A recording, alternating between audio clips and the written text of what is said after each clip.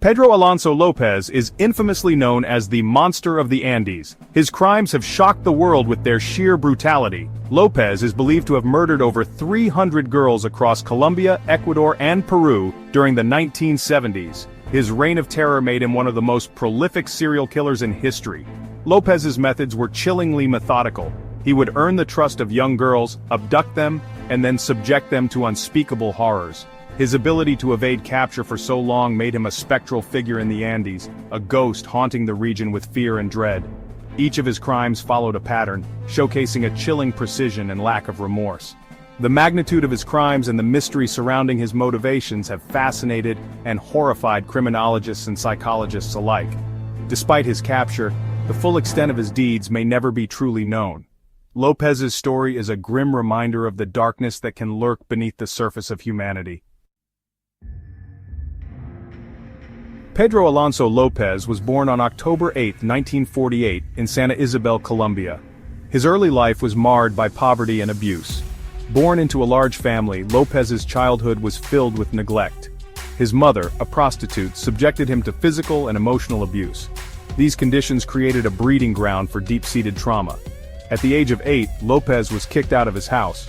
Homeless and vulnerable, he was taken in by a man who promised to provide for him. Instead, López was sexually abused, a cruel betrayal that further damaged his psyche. This period of López's life is believed to have been formative, sowing the seeds for his future crimes. The streets of Colombia were both his playground and his battleground. López learned to survive through theft and cunning, skills that he would later use to evade the authorities. His early experiences with violence and abuse shaped his worldview, one where trust was a commodity and cruelty was a tool for survival. These traumatic experiences are often cited by experts as critical moments in the development of his criminal behavior. The combination of neglect, abuse, and early exposure to violence created a cocktail of psychological issues that would manifest in his later years. Pedro Alonso López's criminal activities in the Andes are a testament to his calculated and predatory nature. His modus operandi was chillingly consistent. López would approach young girls in marketplaces or remote villages, using charm and manipulation to gain their trust. Once they were isolated, he would abduct them. His choice of victims was both strategic and opportunistic. He targeted girls from impoverished backgrounds, those who were less likely to be missed immediately. The Andes, with its vast and rugged terrain, provided the perfect backdrop for his crimes. The remoteness of the area allowed him to commit his atrocities with little chance of being disturbed. López's methods were as brutal as they were efficient. After kidnapping his victims, he would subject them to torture before ultimately murdering them. The exact number of his victims remains a matter of speculation, with López himself claiming to have killed over 300 girls. This staggering figure, though unverified, underscores the scale of his depravity. His ability to blend into the local communities and his understanding of the terrain made him an elusive figure. For years, López operated under the radar, leaving a trail of devastation in his wake. His crimes left an indelible mark on the region, instilling fear and suspicion among its inhabitants.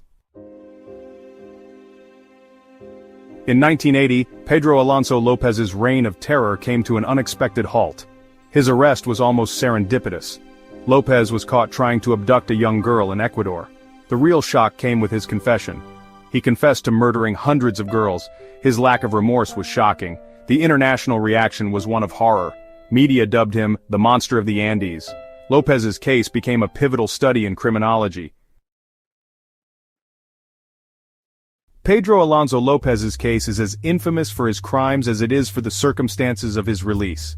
After his arrest, he was tried and convicted in Ecuador, receiving a maximum sentence of 16 years. This sentence, by many accounts, seemed insufficient given the nature and scale of his crimes. In 1994, López was released after serving just 14 years of his sentence.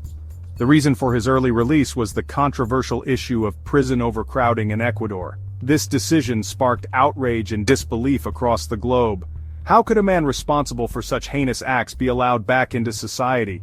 The legal and penal systems of the time struggled to cope with the complexities of a case like López's. His early release highlighted significant flaws in how justice is administered, particularly in cases involving serial offenders. It raised questions about the adequacy of the legal system in dealing with extreme cases of criminality. López's release remains a stark reminder of the challenges faced by justice systems around the world. It underscores the need for reforms to ensure that those who pose a significant danger to society are not allowed to return to the public without proper safeguards. Section 6. Psychological Analysis. Understanding Pedro Alonso López requires delving into the psychological factors that influenced his behavior. His traumatic childhood shaped his worldview and behavior. López's actions were driven by a need for control and power. His choice of victims reflects this need. López's case is a significant study in understanding serial killers. It highlights the impact of early trauma on deviant behavior. Section 7. Impact on society. Pedro Alonso López's crimes left a profound impact on society, both in the Andes and beyond.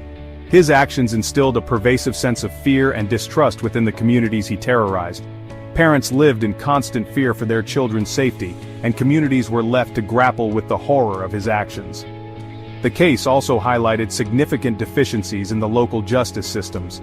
The inability to keep López incarcerated for life was seen as a failure to protect society from a known threat. This prompted public outcry and demands for reforms to ensure that such a situation could not happen again. Internationally, López's story became a cautionary tale about the dangers of inadequate legal systems.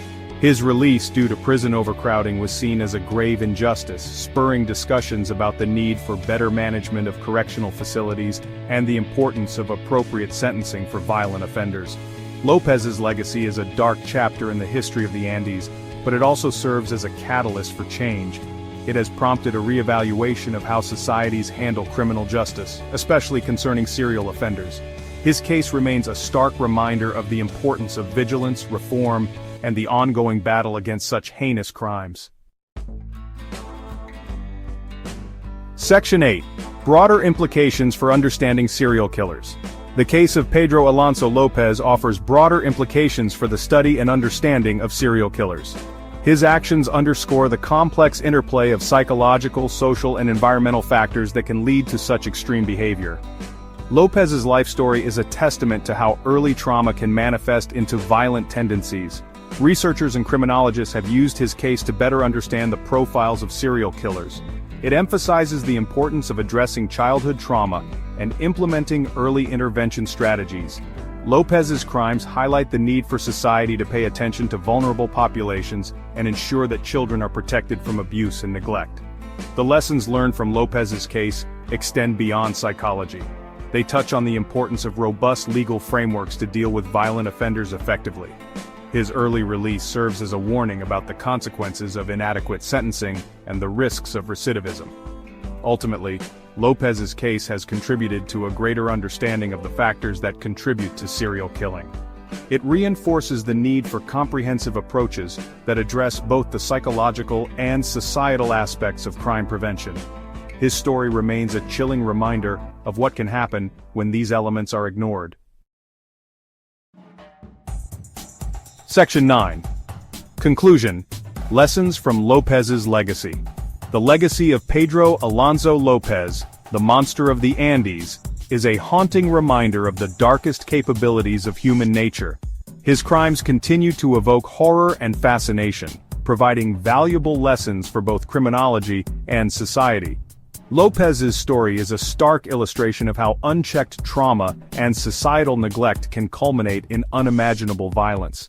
López's impact on the justice system has been profound, prompting changes in how serial offenders are managed. His case has highlighted the urgent need for legal reforms, particularly concerning sentencing and prison management.